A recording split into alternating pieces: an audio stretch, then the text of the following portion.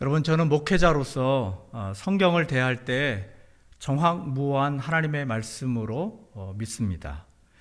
하지만 솔직히 성경을 대할 때 좀 가끔 슬쩍 넘어가고 싶은 본문을 만날 때가 있습니다. 분을 내어도 죄를 짓지 말고 해가 지도록 분을 품지 말라. 내 형제들아, 너희가 여러 가지 시험을 만나거든 온전히 기쁘게 여기라. 그리고 오늘 본문과 같은 내용의 말씀을 만날 때 그런 느낌을 받을 때가 있습니다. 이런 물질에 관한 말씀을 대면할 때면 전하는 자나 듣는 자나 상호 간에 참 부담이 되는 말씀인 것은 분명하기 때문에 좀 피하고 싶은 마음이 들 때가 있습니다. 하지만 오늘 이 말씀이 저와 여러분들에게 주시는 하나님의 말씀으로 받고 말씀 안에 담겨진 하나님의 약속의 축복이 여러분들의 삶 가운데 풍성한 열매로 맺어지게 되는 복된 말씀 되시기를 주님의 이름으로 축복합니다. 여러분, 우리가 살아가면서 돈의 힘을 느끼는 순간이 참 많이 있습니다. 좋은 차를 끌고 백화점으로 들어가는 순간 앞에서 인사하는 그 안내 하시는 분들이 기계적으로 서 있을 때가 참 많이 있는 것 같아요. 왜냐하면 하루에도 수천 수만 대 차량이 오고 가는데 그 한 대 한 대를 어떻게 영혼을 담아서 영혼을 다해서 응대를 하겠습니까? 쉽지 않을 거예요. 이해는 합니다만, 그런데 고급 차량 행렬이 이어지면 그래도 깍듯하게 90도로 인사하는 그런 모습을 확인할 수 있죠. 그런데 비교적 작은 차 큰 기쁨을 누리고 있는 제 차가 그 큰 고급 세단 뒤에 따라 붙어서 들어가잖아요. 그러면 그 고급 차의 인사에 곁들여서 인사를 받곤 합니다. 그러니까 기분이 아주 묘할 때가 간혹 있는 것을 느낄 때가 있습니다. 얼마 전에 한 인터넷 사이트에 재벌집 회장들의 자녀들의 졸업식이 집중 조명되어 있는 기사가 실린 적이 있습니다. 내용의 핵심은 그 부모들이 그야말로 졸업식에 보인 패션과 머리 스타일, 그리고 어떤 가방을 들었고 어떤 신발을 신었는가라고 하는 것이 주요 기사의 내용이었습니다. 아마도 평소에 베일에 쌓여져 있는 그들의 삶이 어떻게 살아가나 하고 궁금해서 그것을 해소하기 위해서 썼는지는 모르겠지만, 어쨌든 기자는 사람들이 궁금해하는 부분을 현미경으로 하나하나 관찰하듯이 자세하게 보도하였습니다. 여러분, 우리 주변에서 이 돈의 힘은 얼마나 우리 주변에 막대하게 영향력을 끼치고 있는가라고 하는 것을 손쉽게 발견할 수 있습니다. 오늘 하나님은 광야를 건넌 이스라엘 백성들 가운데 특별히 구별한 레위인들이 하나님께 드려야 할 11조를 언급하고 있습니다. 26절 말씀에 보면 너는 레위인에게 말하여 그에게 이르라. 내가 이스라엘 자손에게 받아 너희에게 기업으로 준 11조를 너희가 그들에게서 받을 때 그 11조의 11조를 거제로 여호와께 드릴 것이라 말씀합니다. 레위인들은 다른 지파들과 같지 않게 다른 지파들처럼 기업을 받지 못했습니다. 그래서 하나님은 그들에게 다른 지파들이 드린 11조를 받아 생활하게 하였습니다. 그들은 하나님의 성막을 중심으로 일을 도와서 했기 때문에 기업을 받는 일에 제외되었습니다. 그런데 하나님은 레위인도 그 11조의 11조를 하나님께 드려 하나님의 일을 위하여 바치라는 것이에요. 하나님이 레위인이 바치는 그 제사를 거제로 드리라 말씀하고 있는데요. 이 거제는 어떻게 드리는 제사이고 어떤 의미를 가지고 있는가라고 하는 것을 살펴보는 것이 참 좋을 것 같은데요. 이 레위인들이 드리는 이 거제는 요제와 함께 화목제에 속하는 제사입니다. 화목제는 5대 제사에서 하나님과 그 이웃들과 더불어 화목의 의미를 다지기 위한 목적이 담긴 제사라는 것입니다. 그래서 이 제사는 하나님께 제물을 드리기도 하지만 그 드린 제물을 가지고 난 뒤에 그 제물을 가지고 그 제사에 참여한 이들과 함께 음식을 나누며 교제를 행하는 제사라 볼 수 있다는 것입니다. 그런데 그런 의미에서 여러분 주일날 교회에서 제공하는 이 식사 또 구역 모임에서 함께하는 음식은 여러분 특별한 의미가 있다고 생각이 듭니다. 왜냐하면 식구라는 그 단어가 함께 음식을 먹는다라고 하는 그런 의미를 가지고 있잖아요. 초대교회 성도들은 모일 때 항상 만찬을 했습니다. 그 만찬에서 초대교회 성도들은 예수님을 기억하고 기념하기 위해서 성찬의 의미를 담기도 했습니다. 지난주 담임 목사님께서 구역장 공부 시간에 퀴즈 맞추신 구역장님들에게 선물로 주신 1세기 교회 예배 이야기라고 하는 소책자가 있습니다. 그 책에 보면 초대교회 성도들이 어떻게 예배를 드렸는지 생생하게 기록하고 있는데요. 내용을 살펴보면 이렇습니다. 그 중에서 하나가 우리 로마인들은 가정신을 위해 음식과 음료를 조금 남겨두었다가 식사 후에 그것을 받아 달라고 신들에게 바친다.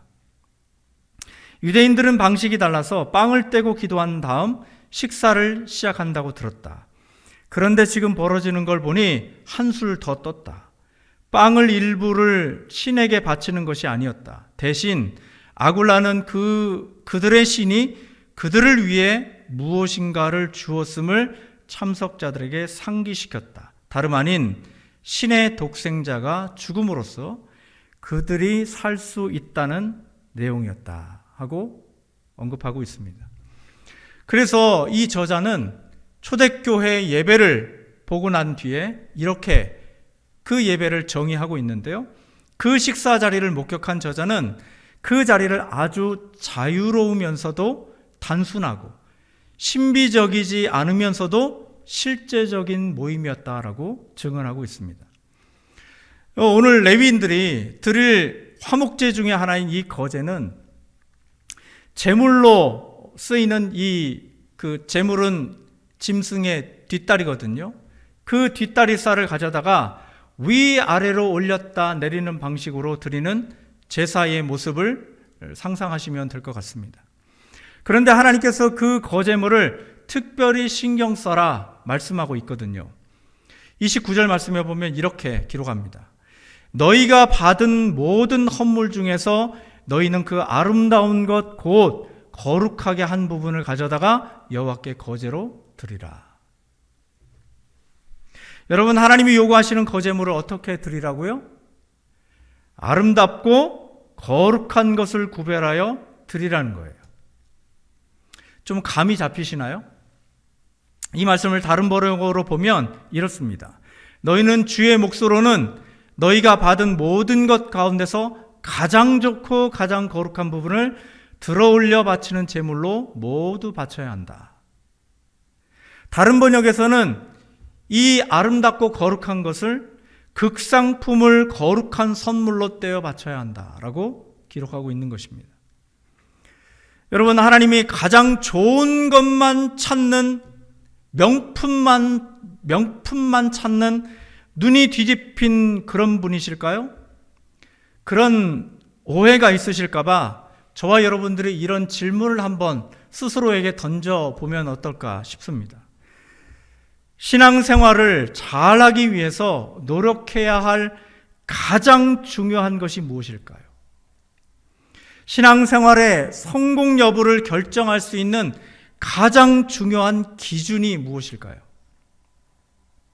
이런 질문을 던진 소그룹에서 칠판에 그 답들을 적어 내려간다면 아마도 믿음이랄지 말씀이랄지 기도랄지 또 전도나 선교나 또 때로는 우리 교회가 직면한 건축이라든지 이런 이야기들을 다양한 대답을 얻을 수 있을 것 같습니다.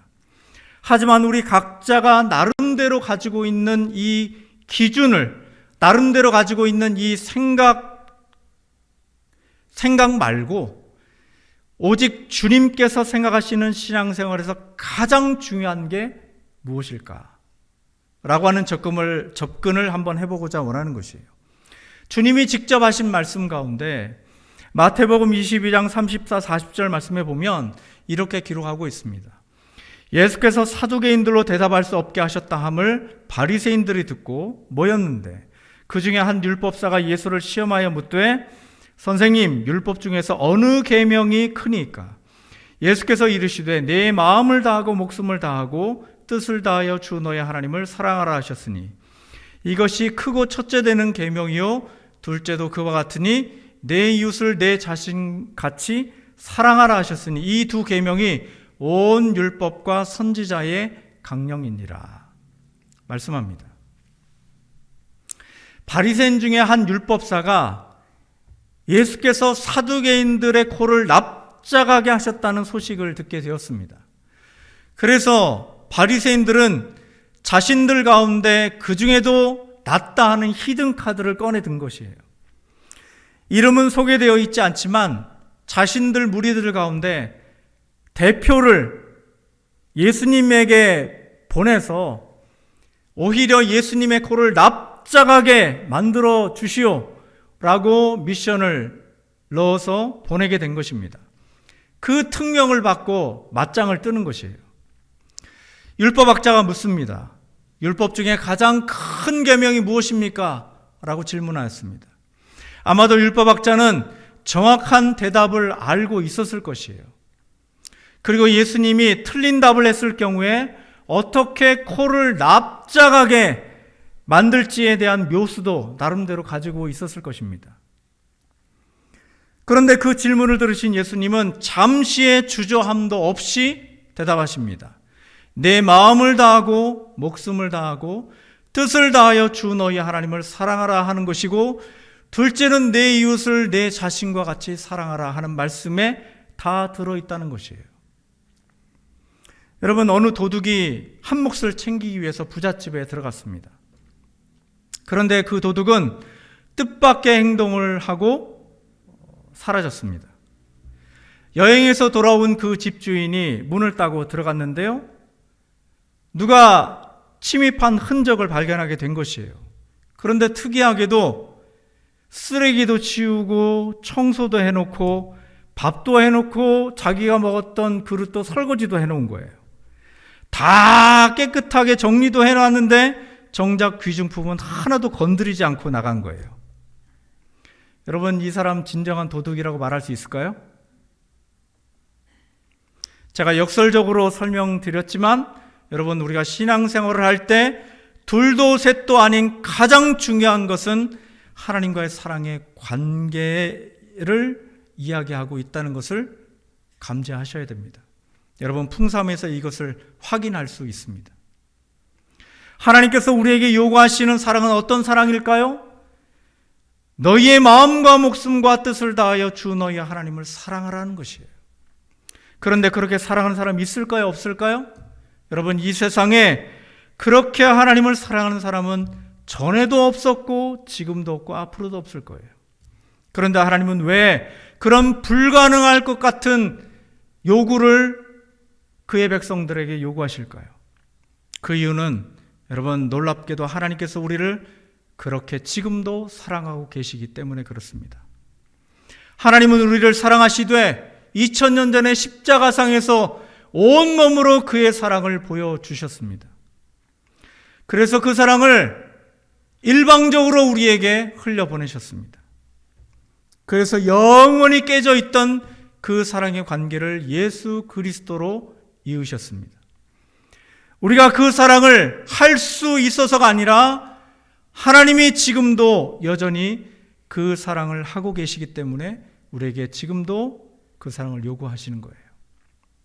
마찬가지로 하나님은 내가 거룩하니 너희도 거룩하라 말씀하시는데요, 여러분, 내가 주님 원하는 수준의 거룩에 도달할 수 있어서도 아니고 내가 지금 항상 언제나 거룩해서도 아닙니다. 오직 하나님만이 거룩하시기 때문에 우리에게 거룩을 요구하시는 거예요. 그래서 우리가 그 하나님의 사랑과 거룩, 즉 하나님의 은혜로 살아가게 되는 것입니다. 최근 몇 년간 11조에 대한 찬반 의견이 인터넷에서 참 뜨거운 것 같습니다. 왜냐하면 11조에 대한 내적 갈등이 없는 분들은 신앙 고백으로 참 별반 상관없는 일이겠지만, 신앙이 그저 그런 분의 경우 11조에 대한 반대 의견에 참 마음이 끌리고 쏠리기 참 좋은 그런 합당한 의견들이 떠돌아다니고 있습니다. 성경에서 11조를 반드시 해야 한다고 말하는 사람들이 근거로 삼는 것은 단연 말라기 말씀일 것이에요. 11조는 하나님의 것이니까 너희들이 절대로 도둑질해서는 안 된다라고 하는 말씀입니다. 하나님을 쌓을 것이 없도록 부어주시지 않나 너희가 시험하여 보라. 하나님은 반드시 약속을 지키시는 분이시다 라고 말씀하고 있습니다. 하지만 반대 의견으로 11조는 레위인을 먹여 살리기 위한 제도일 뿐이지 율법이 폐기된 신약 시대에는 율법과 함께 박물관에 가야 한다라고 말하고 있는 것이죠. 하지만 11조는 창세기 14장에 보면 아브라함이 모세를 통하여서 율법이 주어지기 전에, 한참 전에 멜기세덱에게 바치는 것을 시작으로 행해졌기 때문에 율법의 존폐와 상관없이 지켜져야만 한다라고 주장하고 있는 것이죠. 그러나 반대 의견의 11조는 구약시대의 산물이지 신약 은혜의 시대에 살아가는 사람들에게서는 적용해서는 아니 된다라고 말씀하고 있는 것이죠. 그렇지만 또 무슨 얘기냐?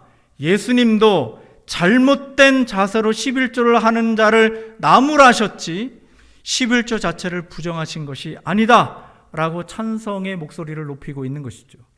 그러나 어떤 이들은 예수님 시대에 교회가 서기 전이기 때문에 교회 시대가 성립되기 전에 가르침은 교회 시대에 적용해서는 아니 된다라고 강조하고 주장을 펴고 있는 것입니다.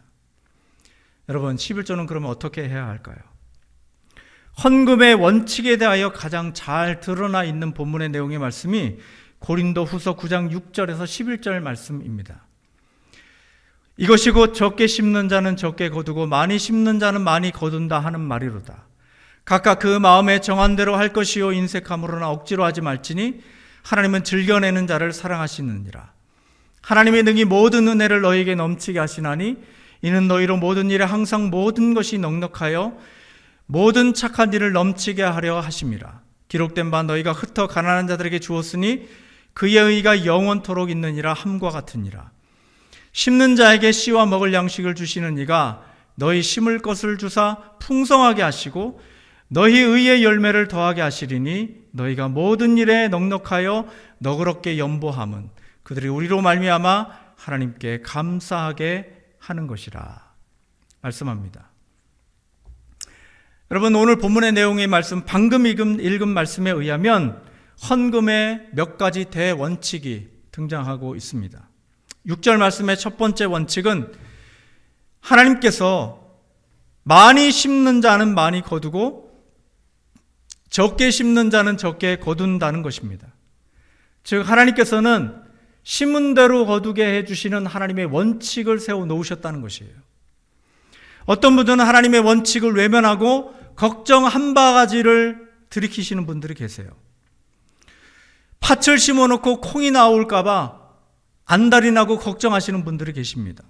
또 어떤 분들은 콩을 심어놓고 팥이 나오기를 기대하시는 분들이 계세요. 여러분, 아닙니다. 하나님은 심은 대로 거두시는 정확하신 분이시라는 것을 기억하셔야 됩니다. 이것이 하나님께서 헌금에 대한 원칙 첫 번째라는 것이에요. 두 번째는 7절 하반절에 보면 그 헌금이 감사의 표현이 되어야 한다라고 말씀하고 있습니다. 말씀해 보면 각각 그 마음에 정한 대로 할 것이요 인색함으로나 억지로 하지 말지니 하나님은 즐겨내는 자를 사랑하신다 말씀합니다. 하나님은 인색함으로나 억지로 하지 않는 감사의 표현이 되어야 함을 말씀하고 있는 것이죠. 오늘 장례식에 갔다 오면서 차량 뒤에서 어느 권사님이 자기 손녀와 있었던 이야기를 해 주셨습니다. 오늘 예배에 참석해 주셨는데 제가 이렇게 봐야 될 것 같은데요. 그분이 이쪽에 계셔가지고 손녀가 11살 때 일이었습니다. 권사님이 이렇게 질문했대요. 너 나중에 돈 벌면 할머니 돈 줄 거지? 하고 질문을 하셨대요. 그럼 우리가 예상하는 대답은 이런 거잖아요. 그럼요 할머니, 제가 돈 많이 벌어서요 할머니 맛있는 거 많이 사드릴게요 라고 대답할 텐데, 그 손녀가 이렇게 대답을 했다고 합니다. 아니요 할머니, 내 돈을 왜 할머니한테 드려요? 여러분, 그 권사님이 돈이 궁해서 그러셨을까요? 아니요. 그 아이의 마음을 보시기 위해서 그런 거죠.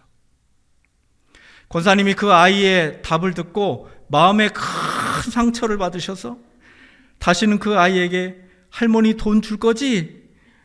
다시는 묻지 않으신대요. 또 상처 받으실까 봐. 여러분, 하나님은 온 우주 만물을 창조하신 분이십니다. 그게 다 하나님 것이에요. 지금도 하나님은 그 만물 가운데 운행하시는 분이십니다. 그런데 그 우주에서 먼지만도 못한 내가 하나님께 얼마를 더 드리고 안 드리고 그것 때문에 하나님께서 일희일비 하실까요? 그 말도 안 되는 일일 것 같아요. 하나님은 헌금을 통하여서 오고 가는 정, 즉 사랑을 원하십니다. 돈을 원하시는 것이 아니라 그것을 통한 정, 즉 사랑을 원하시는 것이에요. 여러분의 사랑을, 여러분의 마음을 하나님은 원하신다는 것이죠. 여러분, 명절이 되면 온 가족이 모입니다. 손자, 손녀들이 세배를 하죠? 그럼 세뱃돈을 여러분들 주시잖아요. 그죠? 그럼 그 손자, 손녀들이 받은 세뱃돈은 누구에게 갈까요? 보통 아이들 눈앞에서 돈은 사라집니다. 아이들 엄마가 보관하거나 아이들 엄마가 아이들 통장에다 집어넣습니다. 그리고 엄마 아빠가 세배를 합니다. 그리고는 용돈을 부모님에게 드리죠. 그렇게 시간을 보내고 집에 오면 여러분, 집에서 계산 다 하시잖아요. 그럼 어떻게 되세요? 똔똔이에요. 그 돈이 그 돈이고 그 돈이 그 돈이에요. 그죠? 그런데 여러분 생각해 보시기 바랍니다. 그렇게 똑같을 바에야 뭐하러 세배하고 돈을 주고받냐고요. 그러지 않나요? 뭐하러 똑같을 거 뭐하러 주고받아요. 그런데 그렇게 그래야 정이 흘러가니까요. 세 번째, 하나님께서 주신 원칙은 물질을 하나님의 뜻에 따라 사용하면 부족함 없이 채워주시겠다는 원칙입니다. 8절에서 10절 말씀해 보면 하나님께서 하나님 나라 위하여 사용하는 자에게 가장 최고의 것으로 채워주시는, 최상의 것으로 채워주시는 하나님이시다 라고 하는 것을 말씀해 주고 계십니다. 그래서 그런 자에게 마음껏 헌신하게 하신다는 것이에요. 네 번째 원칙은 주신 물질에는 자신을 위하여 쓸 것과 더불어 이웃의 몫이 같이 들어있다는 것을 말씀해 주고 계십니다. 9절 말씀해 보면 흩어 가난한 자들에게 줄 몫이 따로 있다는 것이에요. 그리고 마지막 원칙은 씨와 먹을 양식을 구분하라는 것입니다. 여러분, 우리가 손대지 말아야 할 것이 있습니다. 그게 뭘까요? 바로 심을 씨는 절대로 배가 고파도 아무리 급해도 손을 대서는 아니 되는 것이에요. 왜 그럴까요? 그래야 또 다른 양식을 얻을 수 있기 때문에 그렇습니다. 여러분, 이 11조가 의무가 아닌 하나님과의 화목 안에 있어야 한다는 것을 말씀하고 있다는 것입니다. 자원함으로 드리는 사랑의 표현이어야 함을 말씀하고 있는 것이에요. 그 최선이 들어간 사랑의 표현이 하나님 앞에서 거룩함으로 드러나게 된다는 것입니다. 여러분, 어느 글에 이런 글이 있습니다. 여러분, 열정이 식으면 사랑이 식은 것이다. 열정이 식으면 사랑이 식은 것이다.